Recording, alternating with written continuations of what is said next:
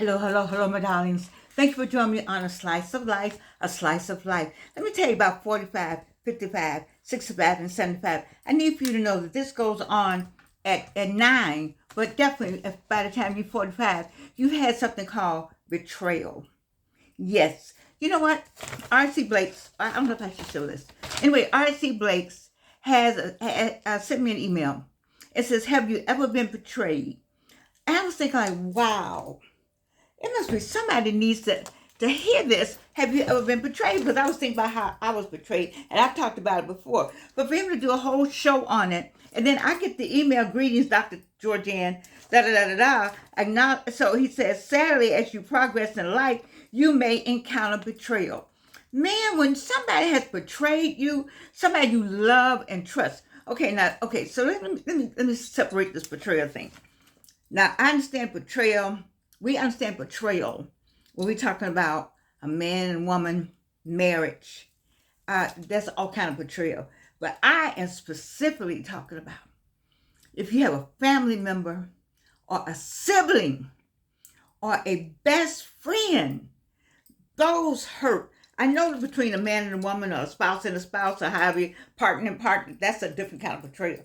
That's a betrayal, oh my God. But that thing when it's a best friend, when it's a best friend, when it's a sibling or a best friend, here's some steps to take when trying to overcome betrayal per R.C. Blake's. You all listen to him, I listen to R.C. Blake's, Tamitha, I follow them, Myron Golden, Arlen Hamilton, and Tony Gaskin. I used to do something with Harley Initiated, but this right here. It says, acknowledge your feelings. It's essential to recognize and validate your feelings of hurt, your feelings of anger, your feelings of disappointment. He says, suppressing these emotions can prolong the healing process. You know what? I'm going to go along with that. I am so going along with that. Because you have to, acknowledgement is half of it. You have to acknowledge that, dang, that hurt me. I mean, when it hurts to the core. When it really, you think about that person that you have done so many things for, that you have put on a pedestal, somebody you love dearly like a sister, or if it's your sibling, and it's your sibling, it's a heartache that, baby, I don't know who this is for, but it's for somebody. Because I got this email, and I normally don't click on R.C. Blake's emails because I watch him. But my spirit said to click on this. Anytime my spirit says something that is not for me, it's for the person on the other side of the screen. Every time I do that. So I don't know who you are, but listen to me. I need you to understand that you must acknowledge your hurt. You must acknowledge your anger. Oh my God, when it happened to me, I was just so angry that I didn't see it coming. But you can't see it coming. When you love the person, your sibling or your best friend, they're the last people you think about. They're not thinking about anybody else doing anything. You got them other people out there. But you're not thinking about your siblings, and you're not thinking about your very, very best friend. You're not thinking about them doing anything like that. So you got to acknowledge your hurt. Bishop Blake said you got to acknowledge your anger, and you got to acknowledge being disappointed. I mean, disappointment is something, man. Disappointment, you're just like, whoa. You're disappointed because you figured it out, it happened from over here. And you may say it happened from over here. But you're talking about it happened right under your nose? You weren't even looking.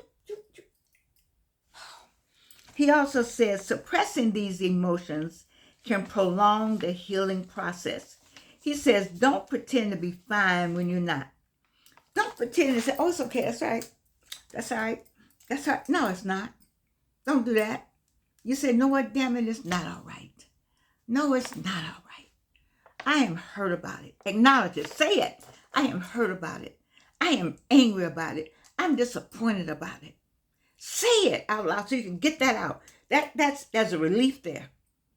And because you're not suppressing it, you're saying it. You say it out loud. You say it to friends. You say it somewhere. You have to go to therapy, but you say it. Oh my God, I'm hurt.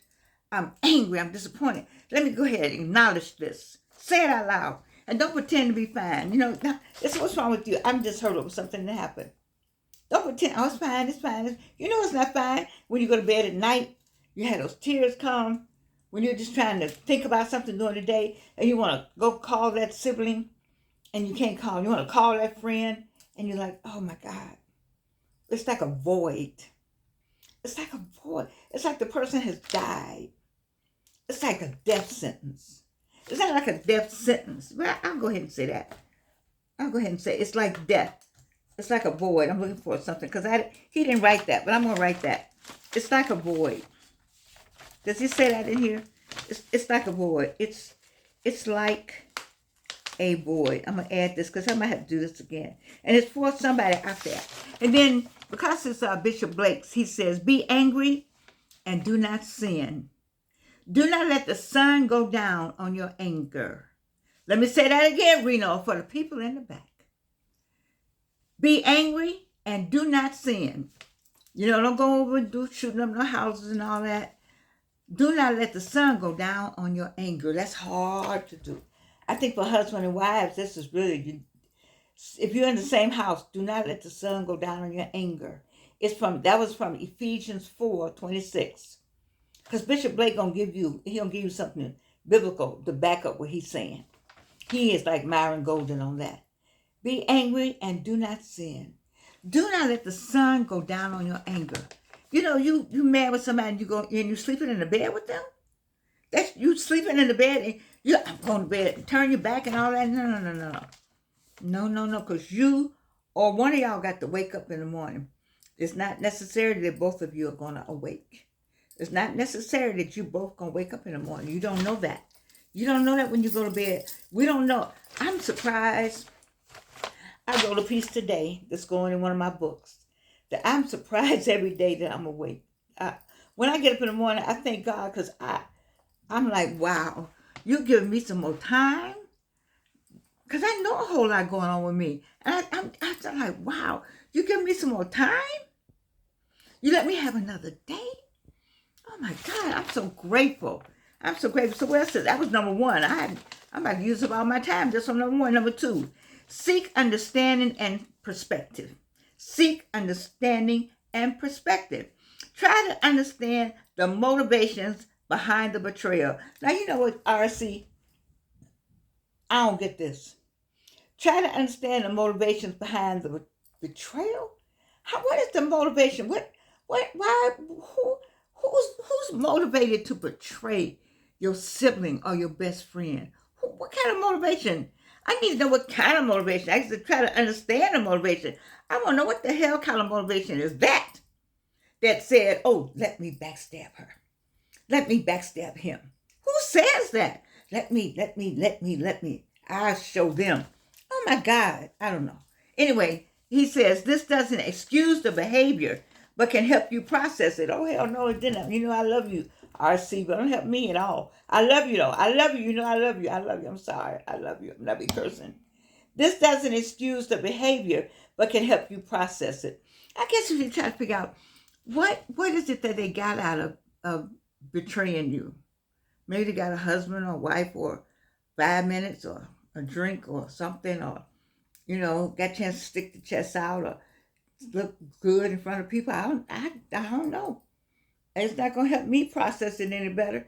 What about you on the other side of the screen? I'm talking to somebody. I don't know who it is, but I'm talking to somebody.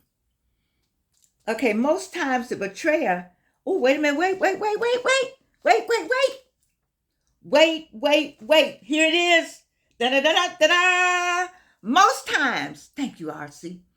Most times, the betrayal has nothing to do with you, but everything to do with the betrayer and their insecurities.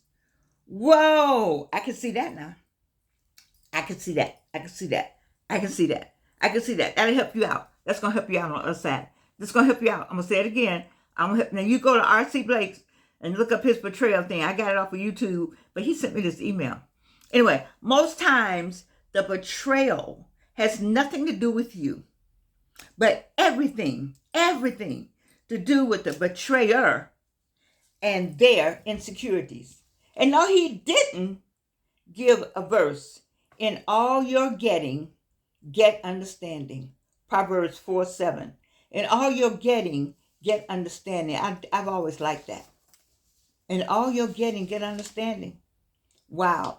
Then he says, number 3, is practice forgiveness.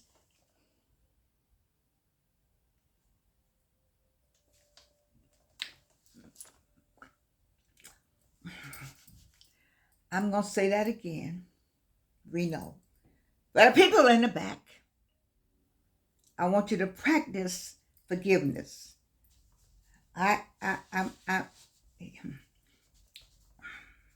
Practice forgiveness. Forgiveness is a vital step in healing betrayal. Forgiveness is a vital step in healing betrayal, but it frees you from the burden of holding on to resentment. I believe that because I refuse to resent the person. I don't want to resent anybody. I resent some stuff I did, my foolishness in my youth and my senior time too, stupid stuff. But I don't want to resent anybody. I think that's a waste of energy. So maybe it's good. I think I'm going to be with you, RC, Bishop Blake. Forgiveness is a vital step in healing betrayal, but it frees you from a burden of holding on to resentment.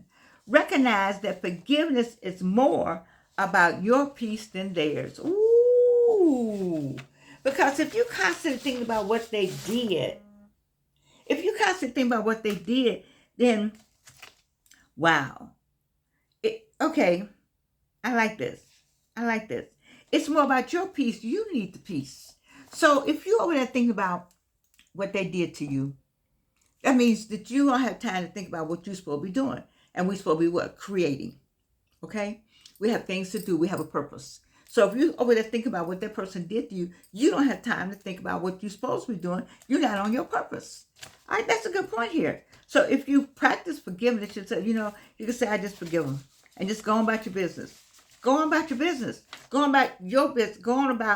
Not going about your business. Going about your father's business. Ooh, Georgianne, come on now. Alvin would be proud of me when I said that. Go about your father's business. I'm going to write that too. Go about your father's business. Okay. If you go about your father's business, you don't have time for any other business. Ooh, that's true. When you're about your father's business, I mean God Almighty, Jesus Christ, you don't have time for anybody else's business because you got something to do all the time. I am a very busy woman. I can't tell you. I don't know when I sleep. People ask me, when do I sleep and when do I get all these things done? I don't even know because I got to get, when I finish going to leave you, I'm in a class. I missed the class this morning because I was sleepy, but I forgot. I didn't put it in my calendar and my clock didn't go off. And person called me and said, you're not in class. And I had 2 classes or 3 classes going at one time. I just missed it today. I did. It was a one-day class, but I missed it. So, hey. But it wasn't because I was resenting somebody. It wasn't because I was thinking about somebody. I was about my father's business last night. So maybe that wasn't his business this morning. It just took too much out of me. But you go about your father's business, and you won't have time to be thinking about anybody else because you have peace. What you want, I don't know who this is for or out there, but what you want is peace. Peace beyond all understanding. You want peace. And so he gives something from Mark 11:25. And whenever you stand praying, if you have anything against anyone, forgive him, that your Father in heaven may also forgive you your trespasses. Oh, that was beautiful, Bishop Blake. Mark 11:25. And whenever you stand praying, if you have anything against anyone, 45, 55, 65, and 75, y'all listen up now. Forgive him, that your Father in heaven may forgive you for your trespasses. Because we're talking about not forgiving somebody. And then God said, oh, you ain't forgiving nobody? Well, let me see. Don't you want some forgiveness from me? Because I know we do some stuff. Georgianne does some stuff. I stay on the forgiving. Lord, please forgive me. I'm sure he tired of like, "Who, girl, can you just get it together?" I'm like, "Please forgive me. Just please forgive me." That's all I can say. Just please forgive me. And so 45, 55, and 65, he gave one more. And this is for all of you. Focus on personal growth and healing. That's all I talk about. That is my mantra every day. Focus on personal growth and healing. I have a Who Lived Here, Where They Go movement, a series, and that's what I talk about, the trauma of being displaced from homes, being removed from your neighborhood, being kicked out of your neighborhood, not being able to pay to stay in your neighborhood, and the trauma associated with that, and the healing that needs to take place. Who lived here, where they go.com. Look on my site. And so he says, focus on personal growth. Use the experience as an opportunity for personal growth. I did. Whatever that was that person did to you, and if it's in a field, one of your a field of study, yeah, or a skill set that you all have, then you should concentrate more on that skill set. Concentrate more on, that's what you're supposed to be doing, then concentrate more on that. You see? It says, reflect on what you can learn from the situation and how it can strengthen your resilience. Once you reflect on what you can learn, it'll move you into a silo. I know we're a collaborative people. We're to collaborate. God gave a gift to me, gave you a gift, a different gift. We're supposed to connect those gifts and put them together to get where we're going. I have a person that just, when he says something, it just, if he says it, it gives me that extra something that I need to get to my next step. You have people like that in your life. You want people like, you got a gift and he has a gift. This one got a gift, the other one got a gift. You put your gifts together and give you that bounce, that movement. But then you can't have that if you complain, if you're mourning, MOURNING, about the death that happened in your friendship or in your siblingship, because somebody betrayed you. That death left a void. I understand that. But you still can fill that void. You can fill that void by blessing them. I just say bless them. When you see them, just bless them. Say something nice about them. You say something nice about them that is true. You don't say anything nice. I said something nice about the lady because one time I was somewhere, because she really is very, very smart woman.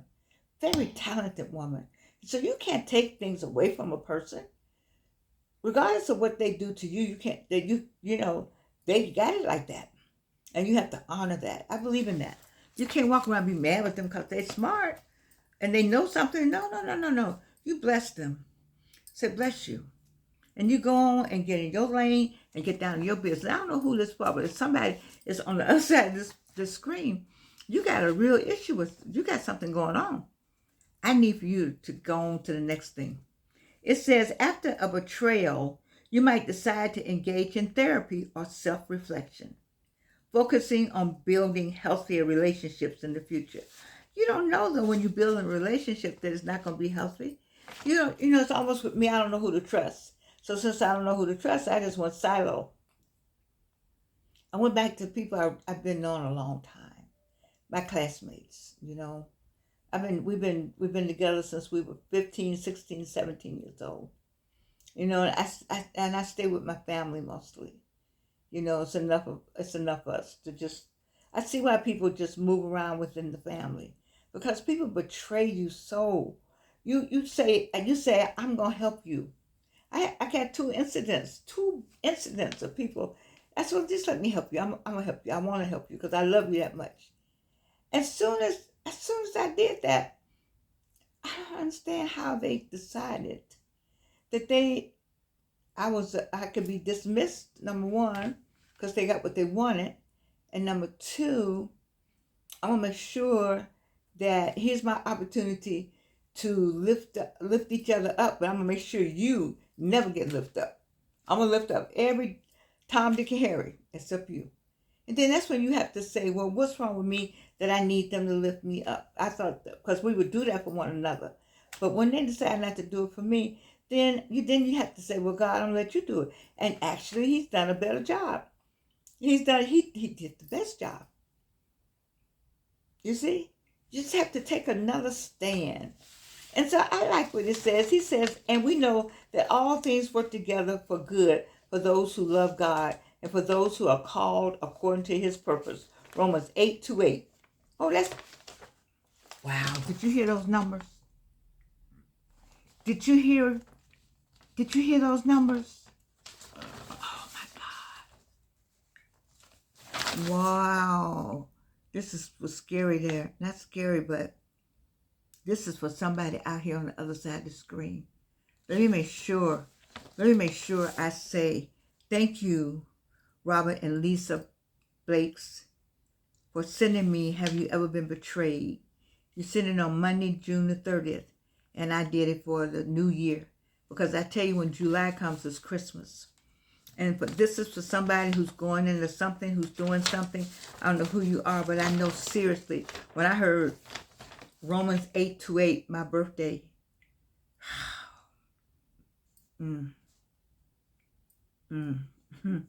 All right, let's recapitulate.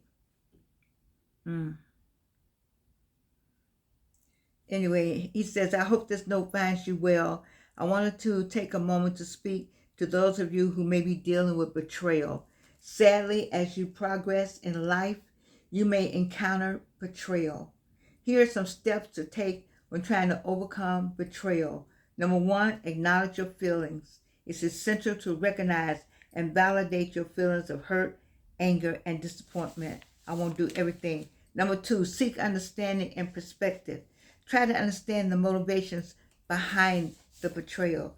Number three, practice forgiveness. Forgiveness is a vital step in healing. And number four, focus on personal growth and healing. Use the experience as an opportunity for personal growth. Reflect on what you can learn from the situation and how it can strengthen your resilience. And then the 8:8, Romans 8:8. And we know that all things work together for good for those who love God, to those who are called according to His purpose. This was powerful for me.